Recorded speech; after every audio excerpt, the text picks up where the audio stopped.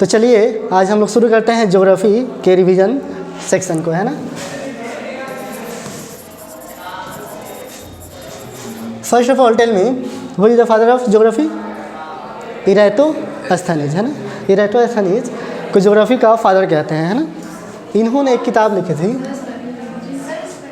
Yes, Eratosthenes. Eratosthenes, now listen, Eratosthenes, yes. इन्होंने सबसे पहले ज्योग्राफी का स्टडी किया। इन्होंने देखा कि कैसे फिजिकल एक्टिविटी होती हैं और उसकी वजह से धरती जो है अपनी प्रतिक्रियाएं चेंज करती है ना। इसके बारे में इन्होंने सबसे पहले बताया। तो बात करेंगे आखिर ये ज्योग्राफी जो है इसमें पढ़ना क्या होता है ना। तो इसमें पूरे ब्रह्मांड की यूनिवर्स की स्टडी करनी होती है ना। यूनिवर्स कहें तो लाखों करोड़ों स्टार्स हैं, वैसे ही बहुत सारे प्लैनेट्स हैं। हम लोग सिर्फ 8 प्लैनेट्स के बारे में जानते हैं, है ना। इसके पहले एक और प्लैनेट हुआ करता था, उसके बारे में हम लोग को अब नहीं पढ़ना है। उसका नाम था प्लूटो, है ना। 2006 में उसको ग्रुप से हटा दिया गया, वजह बहुत सारी थी, है ना। यस, सबसे पहले कि जो प्लैनेट होते हैं एक ऑर्बिट में सर्कुलेट करते हैं, घूमते हैं, है ना। अगर उसके रास्ते में कोई आता है तो कहते हैं हम लोग कि ये प्लैनेट के प्रॉपर्टीज़ को फॉलो नहीं करता है, ये वजह था पहला। और दूसरी बात ये कि इसका साइज़ भी बहुत छोटा था, है ना। एग्जिस्टेंस जो उसका था बहुत कम था, ये भी वजह था। तो यहाँ यूनिवर्स हम बोलें तो यूनिवर्स किसे कहते हैं, इस बात को समझ लेते हैं, है ना। ब्रह्मांड किसे कहते हैं। सबसे पहले हम लोग अपने आकाशगंगा की बात करें। हम लोग जिस फैमिली के हिस्से हैं वो है आकाशगंगा, मिल्की वे कहते हैं उसको, है ना। तो वैसे बहुत सारी आकाशगंगाएं ब्रह्मांड में हैं और अथाह जो सागर है, अथाह जो स्काई है, स्पेस है, उसे हम लोग यूनिवर्स कहते हैं। ओके, यूनिवर्स में हम लोग को जो पढ़ना है वहाँ शुरुआत होती है मिल्की वे से। इट इज़ मिल्की वे, हिंदी में कहते हैं इसको आकाश गंगा, है ना। आकाश गंगा, और इस आकाश गंगा का एक छोटा सा हिस्सा है सोलर सिस्टम। ओके, मिस बाहुल यहाँ ध्यान देंगे। छोटा सा हिस्सा क्या है हम लोग का? Solar system. और सोलर सिस्टम में 8 प्लैनेट्स हैं। सोलर सिस्टम ग्रुप ऑफ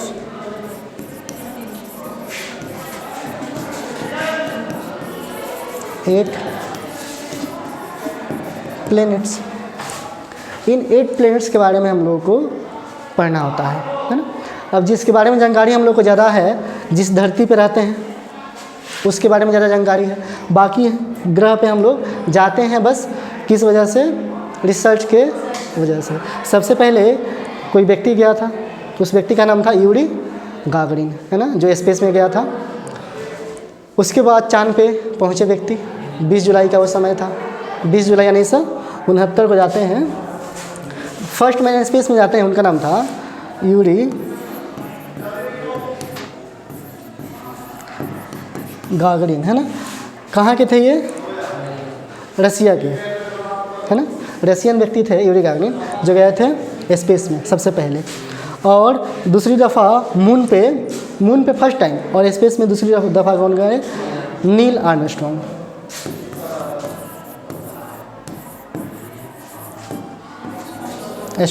इनके साथ एक और व्यक्ति गए थे, एडविन एल्ड्रिन, है ना। Edwin Aldrin.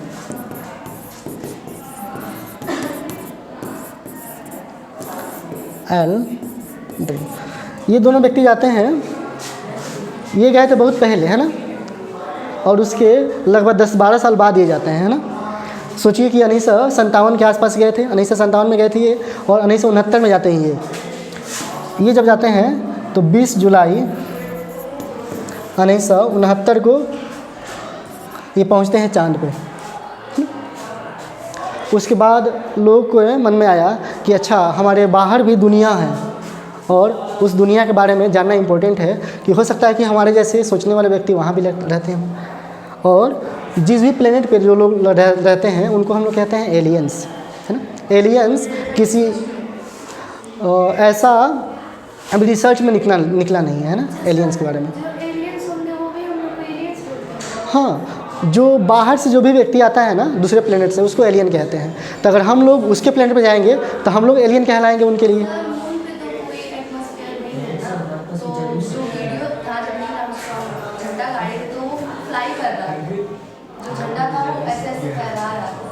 हाँ, यहाँ समझेंगे ये चीज़ कि वहाँ टेम्परेचर नहीं है ना, और प्रेशर नहीं है, बट एक चीज़ सभी जगह होता है कि उसका एक ग्रेविटेशनल फील्ड होता है ना। हम लोग का ग्रेविटेशनल फील्ड है तो हम लोग चिपके हुए हैं धरती से, अर्थ से। तो अगर मून पे भी ग्रेविटेशनल फील्ड है, कितना फील्ड है उसका, इसके 1/6, अर्थ के 1/6, तो वहाँ भी तो एक फोर्स जनरेट होता होगा। तो उस फोर्स की वजह से जो वहाँ वस्तु जाएगी उसका जो है मूवमेंट होगा, है ना। इस वजह से वो झंडा लहरा रहा था। क्या सोलार का मतलब अभी समझेंगे। सोलर मतलब होता है sun rays, sun related to sun, है ना, रिलेटेड टू सन, इसको बोलते हैं सोलर, है ना। तो सन से जो भी संबंधित बातें हैं वो सोलर सिस्टम के अंतर्गत आती हैं, है ना। ये चीज़ सोलर एक्लिप्स क्या होता है, तो कभी कभी हम लोग कहीं जाते हैं तो रास्ते में ऑब्स्टेकल आते हैं, तो वैसे ही इस बात को ऐसे समझेंगे कि ये है हम लोग का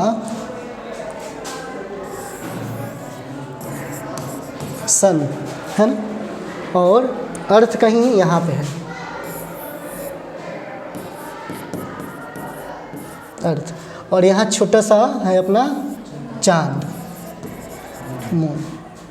अब चूंकि हम लोग ये जानते हैं कि एक ऑर्बिटल वेलोसिटी की वजह से ये ऐसे इलिप्टिकल पाथ में मूवमेंट करते हैं और ये घूम रहा है किसके अबाउट, सन के अबाउट। वैसे ही मून जो है ये भी एक इलिप्टिकल पाथ में मूवमेंट कर रहा है और ये घूम रहा है हम लोगों के अर्थ के अबाउट। तो कभी कभी ऐसा होगा कि मून चल के यहाँ आ जाएगा, है ना, तो इसके रास्ते में आ गया। कभी कभी ऐसा होगा कि मून जो है यहाँ रहेगा, है ना। तो कभी हो सकता है कि सन और अर्थ के बीच में मून आ जाए, कभी ऐसा हो सकता है कि मून और सन के बीच में अर्थ आ जाए। इसकी वजह से जो कंडीशंस होती हैं दो होती हैं, है ना। एक क्या होता है, चंद्र ग्रहण और एक सूर्य ग्रहण, है ना। तो देखिए, तो अगर इसका लाइट यहाँ नहीं पहुँचे, इससे रुक जाए तो क्या हो जाएगा, सूर्य ग्रहण, सूर्य ग्रहण। और इसका लाइट यहाँ नहीं पहुँचे, इस पर ग्रहण लग जाए तो इसको क्या बोलेंगे, चंद्र ग्रहण। ग्रहण का मतलब क्या, इस पे निशान पड़ गया, है ना, इस पे निशान पड़ गया, तो इसकी वजह से, अर्थ की वजह से इसका लाइट कहाँ नहीं पहुँचा, यहाँ पे, तो यहाँ पे एक धब्बा लग गया, मान लीजिए धब्बा बन गया, तो इसे क्या बोलेंगे, ग्रहण लग गया। तो किस पे ग्रहण लगा है, चांद पे, तो ये क्या हो गया, चंद्र ग्रहण। कभी भी कोई चीज़ पढ़िए ना तो उसको ऐसे पढ़िए कि वो दिखाई दे, है ना, उसके डिफिनेशन के पीछे में, है ना। और यस, इसका लाइट इस पे नहीं पड़ा तो धब्बा लग गया इस पे, तो किस पे धब्बा लगा है, चांद पे, तो चंद्र ग्रहण हो गया, है ना। और इसकी वजह से इसका लाइट इस पे नहीं पड़ा तो सूर्य ग्रहण हो गया, है ना। खतरनाक कौन होता है, चंद्र ग्रहण या सूर्य ग्रहण। लाइट किसका आ रहा है, यस, यहाँ तो लाइट आ ही नहीं रहा है सूर्य का, इसमें तो लाइट आ ही नहीं रहा है सूर्य का, इसकी वजह से रुक गया, तो ये ज़्यादा खतरनाक नहीं हुआ। लेकिन ये ज़्यादा खतरनाक हो गया क्योंकि ग्रेविटेशनल फील्ड यहाँ काम करेगा। यहाँ एक कंसेप्ट होता है APG and perigee, it is APG and perigee. इसमें क्या होता है कि सन और अर्थ जब सबसे नज़दीक होते हैं तो वहाँ फोर्स ऑफ जो होगा, रिपल्सन, अट्रैक्शन, वो बहुत ज़्यादा काम करेगा, तो वहाँ ज़्यादा इफेक्टिव होगा। वैसे पेरीजी की क्या होता है, पेरीजी में हो गया एक नज़दीक का, जैसे 4 जनवरी को लगता है एपीजी, है ना, 4 जनवरी को, और जुलाई में लगता है 3 जुलाई को शायद पेरिजी, है ना।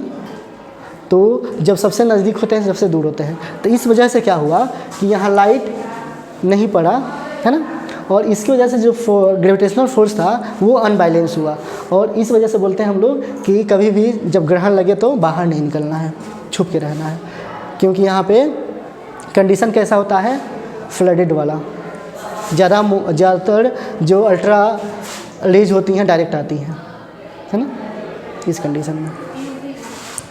हम लोग बात कर रहे थे किसकी, तो ये ऐसे मूव कर रहा है। फिर क्या हुआ कि अगर इसके रास्ते में कहीं यहाँ प्लूटो होगा, ये अर्थ है तो प्लूटो कहीं यहाँ था, है ना, प्लूटो यूरेनस नेपच्यून के रास्ते में आकर के डिस्ट्रैक्ट करता था इनका पाथ, है ना। इस वजह से जो ग्रुप है, प्लैनेट ग्रुप जो डिसाइड किया है, ऐसा सन या अर्थ या मून नहीं बोला होगा कि हम लोग कौन है, हम लोग का रास्ता क्या है।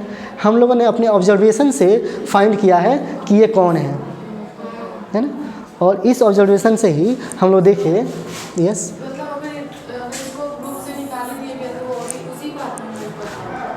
हाँ, उसका वो है नहीं, ये इसका फिक्स बात ये है कि ये है बहुत दूर, है ना। जब हम लोग इसको निकाल दिए ग्रुप से तो सिर्फ इतना हुआ है कि हम इनको कंसीडर करना छोड़ दिए हैं, है ना, उसका एग्जिस्टेंस है। जैसे कोई बच्चा है, उसका नाम कट जाता है स्कूल से, तो वो बच्चा तो एग्जिस्ट करता है ना, इस स्कूल में नहीं है वो, तो ये तो अपने पाथ में ही है, बट हम लोग इसको कंसीडर नहीं कर रहे हैं स्टडी के पर्पज़ से। वो कोई अपना और अलग पाथ होना है? नहीं, उसका पाथ तो प्री डिसाइड है ना। प्लेनेट जो है सोलर सिस्टम में सिर्फ यही 9 प्लेनेट थे, है ना, और डिस्ट्रैक्शन जो करता था वो था प्लूटो, है ना, उसको निकाल दिया हम लोग। निकालने का मतलब ये है सदा माना, निकालने का मतलब ये है कि अब हम इसको कंसीडर नहीं करते हैं कि now it is part of solar system, है ना। दूसरा ये होता है, अच्छा ये हट जाएगा। दूसरा ये होता है कि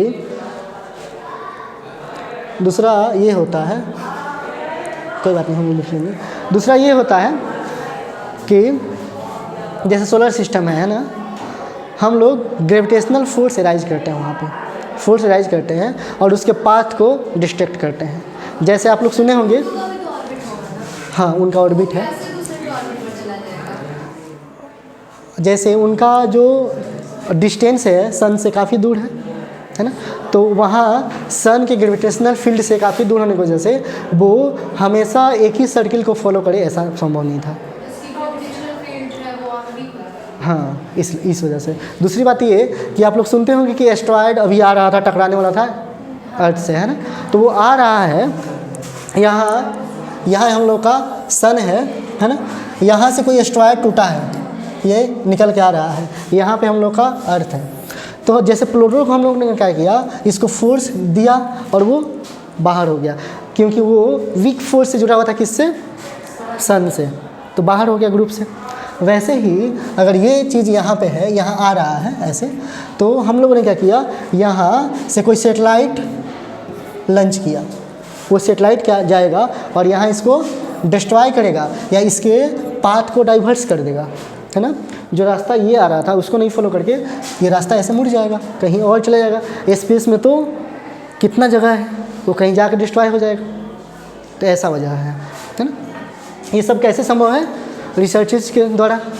जब हम लोग देखते हैं, जैसे आप लोग सुने होंगे कि इंडिया जो है अब इतना सक्षम है कि वो उड़ते हुए जहाज़ में भी फ्यूलिंग कर सकता है, फ्यूल डाल सकता है ना। तो ये पहले नहीं था, जब वो टेक्नोलॉजी आगे बढ़ी तो संभव हो पाया। तो वैसे ही हम लोग इतना पॉसिबल कर दिए हैं चीज़ों को कि अब इसको हम लोग ख़त्म कर सकते हैं, रास्ता उसका डिस्ट्रैक्ट कर सकते हैं, है ना। चलिए आगे बढ़े हम लोग। ये समझ में आया? हम लोग अर्थ के बारे में पढ़ रहे हैं। यहाँ देखेंगे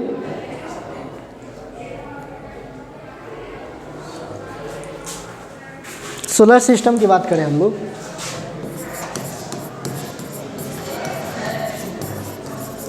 तो इसमें सबसे पहले पढ़ना होता है सन के बारे में, है ना। सन, सूरज और प्लेनेट, यानी ये एक स्टार है और बाकी सभी प्लेनेट है। तो डिफरेंसेस जो है हम लोग को पता है पहले से कि सन और अर्थ में क्या डिफरेंस है, यानी ये है स्टार। अगर वहीं अर्थ की बात करें हम लोग तो ये है प्लेनेट। दोनों में अंतर क्या है, तो ये जो है गैसेस का गोला होता है, जो भी स्टार होते हैं वो सभी गैसेस के गोले होते हैं। स्टार जो होते हैं स्फीयर ऑफ गैसेस, और कैसे गैसेस होती हैं ये? हॉट गैसेस, है ना, हॉट गैसेस। वहीं अर्थ की बात करें या प्लेनेट की बात करें तो प्लेनेट क्या होते हैं? ये हेवनली बॉडी होते हैं जो मैसिव होती हैं। मैसिव मतलब कि ये सॉलिड स्टेट में होती हैं। ये किस स्टेट में है? गैसियस फॉर्म में, और ये होती हैं सॉलिड फॉर्म में, है ना।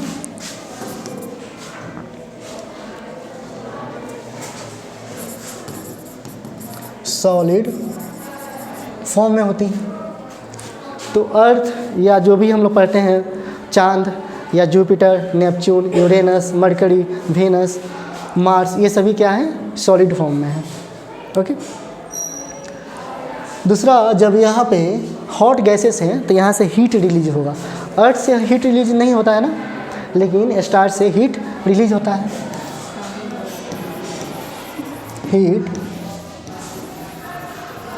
रिलीज होता है, और हीट रिलीज होने के पीछे वजह क्या होता है? रिएक्शन, है ना। इसके पीछे वजह होता है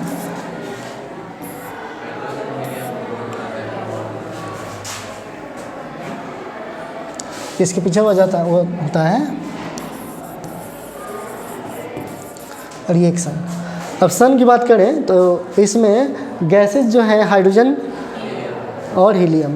तो हाइड्रोजन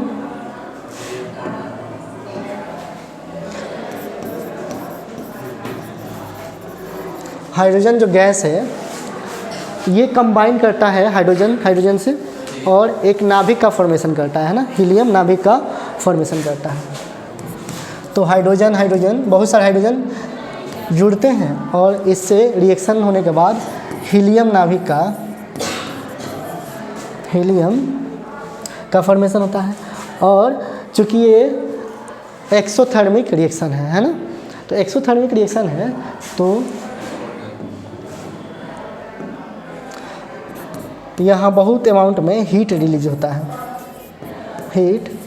होता है, और ये हीट हम लोग को मिलता है। फिर कोई ये पूछ सकता है कि आखिर ये रिएक्शन हुआ तो रिएक्शन का नाम क्या है ना। तो रिएक्शन का नाम क्या होता है? नाभिकीय संलयन अभिक्रिया। नाभिकीय संलयन अभिक्रिया इंग्लिश में होता है न्यूक्लियर फ्यूजन रिएक्शन है। नाभिकीय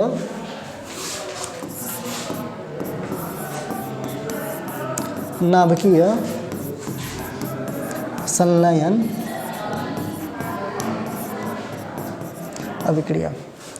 ये संलयन को इंग्लिश में बोलते हैं फ्यूजन। ओके। बाकी सब तो हिंदी वाला इंग्लिश वाला ही है। ये न्यूक्लियर फ्यूजन रिएक्शन। और वहीं जब हम लोग बात करते हैं कि एटम बम का, परमाणु बम का, इसका, तो उसमें होता है न्यूक्लियर फ्यूजन रिएक्शन। उसको बोलते हैं नाभिकीय विखंडन अभिक्रिया। इसमें क्या हो रहा था कि ये जुड़ करके नए नाभिक का फॉर्मेशन कर रहे थे यहाँ पे, और जब परमाणु बम पढ़ते हैं तो उसमें टूट करके वो बहुत सारे एटम्स बनाते हैं, है ना। यही हम लोग बात करें नाभिकीय विखंडन की। नाभिकीय विखंडन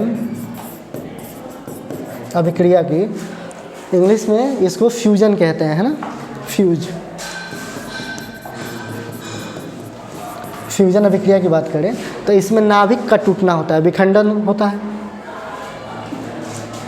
जैसे मान लीजिए प्लूटियम एक रेडियो एक्टिव एलिमेंट है ना, या यूरेनियम हम लोग जानते हैं, तो ये टूटेगा कब, जब इस पर बम बेयरिंग करवाएंगे तो टूटेगा, और इसके द्वारा हेवी अमाउंट में न्यूट्रॉन्स रिलीज होंगे, है ना, हेवी अमाउंट में न्यूट्रॉन्स रिलीज होते हैं, और यही वजह होता है कि लोगों को कैंसर आदि बीमारियां होने लगती हैं, लोग इससे डिजीज़ के ग्रस्त में आ जाते हैं। जैसे